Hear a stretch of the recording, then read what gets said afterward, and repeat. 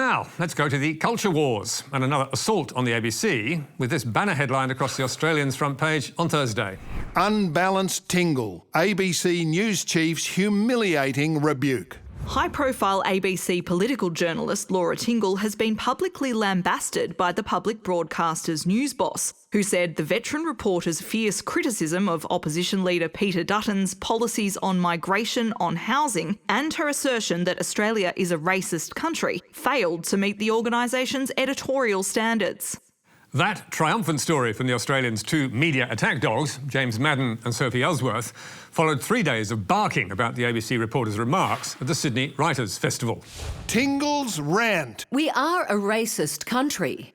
Which had been followed up enthusiastically by other media, with 2GB, the Daily Mail, and even the Sydney Morning Herald joining the pile-on. And 7:06 p.m. Bulletin, amazingly, pushed aside murder, fire and car crashes to make the Tingle story their lead. A bitter racism row ignited after the ABC's chief political correspondent offered this national character assessment. We are a racist country, let's face it, we always have been. Sparking early morning denials on both sides of politics. Now, to cut to the chase, it is not Tingle's views on Australian racism that concern us, even though this was the hot-button issue. After all, there's terra nullius and the White Australia policy and News Corp's warnings about anti-Semitism.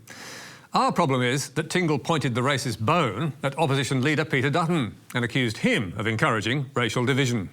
For a major political leader to be saying, as Nikki says, you know, everything that's going wrong in this country is because of migrants. And, you know, I had this sudden flash of people turning up to try to rent a property or at an auction, and if they look a bit different, whatever you define different as, that basically he has given them licence to be abused. Now that's a pretty big charge to make, especially as an off-the-cuff comment in a public panel discussion, and when it comes with derogatory remarks about the coalition and praise for the current government. And it's not a good look for the ABC, because Tingle is not the janitor. She is the chief political correspondent for its flagship current affairs programme, 7:30, and an ABC board director. And she has a duty to appear and to be impartial, with the Australian's editorial predictably trumpeting the claim that she was not. Partisan, absurd, and on the ABC. And the headlines that followed hammered that theme, ramping up the outrage at Tingle's outburst, abuse of Australia, the rotten ABC, and the silence of new chair Kim Williams. And while you may think all this amounted to a huge fuss about not very much, many Australians would disagree, because they're already convinced that the ABC does not speak for them, with the Courier Mail asking its readers, is it time to ditch the ABC? Have your say. And inviting subscribers to do that in this exclusive poll. And what were the tantalising options on offer? Shut it down. Complete clean out. Nothing, it's fine. And guess what was the most popular answer? Complete clean out. So, was this massive media pylon causing angst at Aunty?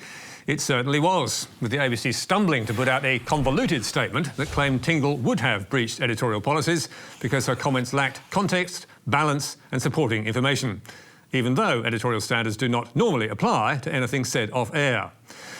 And that rebuke then opened up the ABC to attack from the opposite flank, as a cavalcade of Tingle's admirers rode in to support her, with journalists like Quentin Dempster, Bernard Keane, Hugh Remington and Karen Barlow, among others, saying she had done nothing wrong.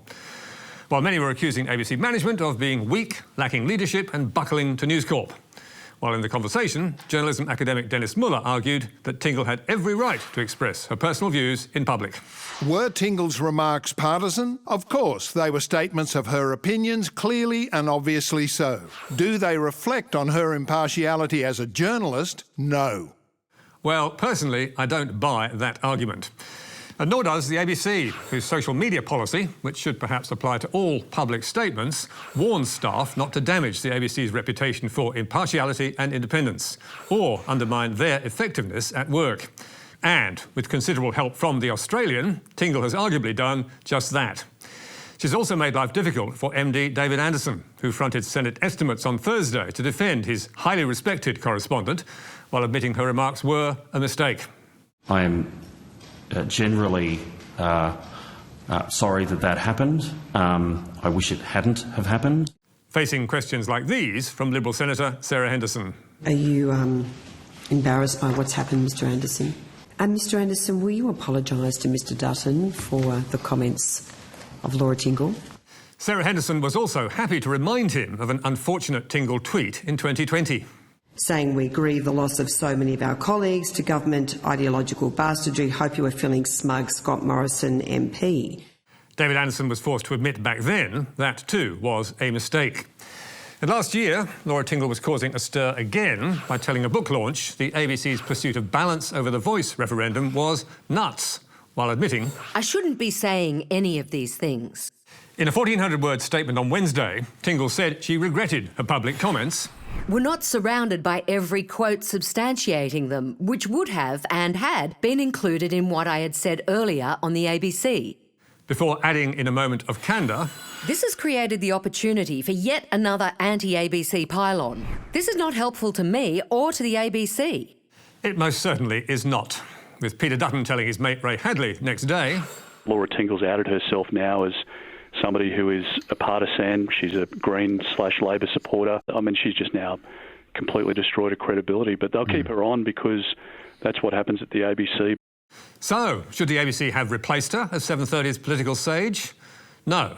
She's a journalist of great depth and experience, and the ABC needs more, not less, of those.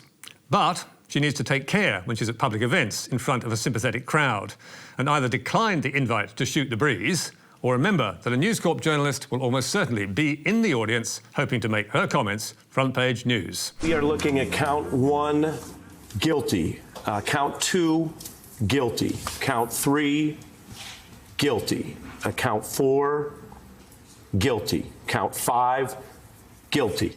Hello, I'm Paul Barry. Welcome to Media Watch. And that was MSNBC announcing the historic verdict that made Donald Trump the first US president in history to be convicted of a crime. The unanimous jury decision setting off a media and political firestorm in the US that was perfectly timed for our breakfast TV. Hey, good morning, guys. Yeah, a cheer has just gone up, but it's gone up from both sides here. We're just looking at these verdicts coming in right now. With every network covering the Trump verdict as it was announced, and global newspapers then hitting go on their one-word headlines. Guilty! Coupable. Meantime, Donald Trump Jr. had two different words to sum up the verdict. Such bullshit. And that set the scene for the US media to either cheer or damn the verdict, with MSNBC praising the rule of law and those who brought Trump down. Thank you to the jurors. Thank you to this judge. Thank you to all the court security officers and the witnesses.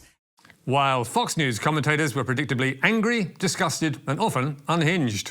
We're wounded as a country, and we're not going to go down. That we're going to get back up, we're going to regain our strength, and then we're going to vanquish the evil forces that are destroying this republic. Evil forces, said Jesse Waters, who are propped up by President Biden, and who, according to Trump's former strategist, Steve Bannon, they're trying to destroy you. They don't want you to have a voice. While former Fox star Megyn Kelly was promising tit-for-tat lawfare in which Joe Biden and Barack Obama would be chased down for their crimes, and warning her commercial rivals. So before you celebrate too much over at MSNBC and CNN, who are positively gleeful over this absurd conviction, you wait and ask yourself, what kind of Pandora's box has been opened here? Murdoch's New York Post was also rubbishing the verdict and saying Trump had fallen victim to a prostituted court of law and telling readers it was another reason to vote Biden out. And one person who will be doing just that is News Corp columnist Rita Panahi, who was asking on X, Who else is voting for a convicted felon on November 5? Yes, I am. No, I'm a corrupt commie. Yes, seriously. And no prizes for guessing what her followers clicked on. Meanwhile, another famous former Fox star, Tucker Carlson, was warning, This won't stop Trump. He'll win the election if he's not killed first. Adding, Anyone who defends this verdict is a danger to you and your family. with 5 months to Election Day and America's media deeply divided, Trump's guilty verdict is likely to make things even crazier than they are already. But now to the war in Gaza and this alarming headline in last week's Sunday Telegraph about Israel's assault on Rafah. Bowen, we must protect Hamas. So, did Labour's climate minister really say that? No, he did not. and as soon as the telly hit our breakfast tables, Chris Byrne was up on X to complain. This headline by News Limited is offensive, inaccurate and defamatory. The people of Rafah are not Hamas. And before long, the editor of the Sunday Telegraph, Mick Carroll, was also on X to tweet an apology and claim, "This was the result of a sub-editing error." Well, maybe so, but News Corp commentators have long been arguing or implying that if you criticise Israel's conduct of the war, you are anti-Semitic or anti-Israel. And if you protest about women and children killed in Gaza, you're supporting terrorists. Meanwhile, turning a blind eye to the slaughter of thousands of civilians or blaming Hamas for starting it all. And last week, the folks at Sky After Dark were at it again, following an Israeli strike on a displaced persons camp in Rafah, which the Gaza Health Ministry says killed at least 45 people who had been told it was safe to shelter there. By Monday, we had pictures of charred and mangled bodies, half of whom were reportedly women and children, plus photos, doctors and eyewitnesses telling us that infants were among the dead. And the world's media were reporting that world leaders were outraged. So, what was Sky After Dark discussing on Monday night? Chris Kenny and Robert Gregory from the Australian Jewish Association were focused on the rise of anti-Semitism in Australia. On our count, it's around the 30th time it's been discussed on Kenny's show since the war began. And while Kenny did mention the Rafah strike in passing, he mocked the claim that mostly civilians had been killed and blamed Hamas. And no one else on Sky that night addressed it at all. In fact, the only other host to go there in the entire week was Sherry Markson, who called it a retaliation strike, showed none of the graphic images, and heard Israeli MP Sharon Haskell blame Hamas for not getting people out of the area, to which Sherry replied, "Very well said." Since then, Israeli PM Benjamin Netanyahu has admitted the strike was a tragic mistake. Tens of thousands have rallied in Tel Aviv to demand a ceasefire and a hostage deal, and Penny Wong has joined France's Emmanuel Macron in calling for Israel to end its Rafah offensive, while Sky After Dark has continued to focus on anti-Semitism with another 10 discussions. But ignoring or glossing over Israel's killings in Rafah is just part of a pattern. A week earlier, British barrister Karim Khan KC, chief prosecutor at the International Criminal Court, had sought warrants to arrest 3 Hamas leaders for crimes against humanity since October 7th, plus warrant to arrest Benjamin Netanyahu and his defence minister Yoav Gallant for allegedly using starvation as a weapon of war. And Sky's nighttime commentators had universally condemned the action. The ICC must now be where truth and justice go to die. This is the triumph of international woke lawfare. The International Court of Justice and the International Criminal Court are completely farcical bodies. They're not legal bodies, they're political bodies, and they're designed partly to delegitimise Israel. The Australian, also owned by News Corp, furiously agreed, calling the move abhorrent and laying into DFAT for suggesting Australia should respect the court's decision. The Department of Foreign Affairs and Trade has left clear-thinking Australians aghast. In an odious statement, DFAT said, Australia respects the ICC and the important role it has in upholding international law. Yes, really, an odious statement about upholding international law. So what did the Australians say when the ICC called for Vladimir Putin's arrest on similar charges last year? Did it trash the court's decision when Russia, not Israel, was in the dock? It did not.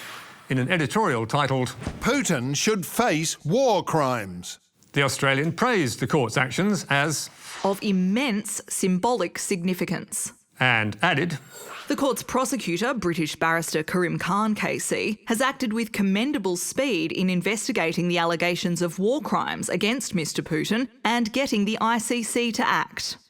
But to be clear, it wasn't just the Australian that praised the ICC for chasing Putin and savaged it for accusing Israel, with many parroting this line from US President Joe Biden.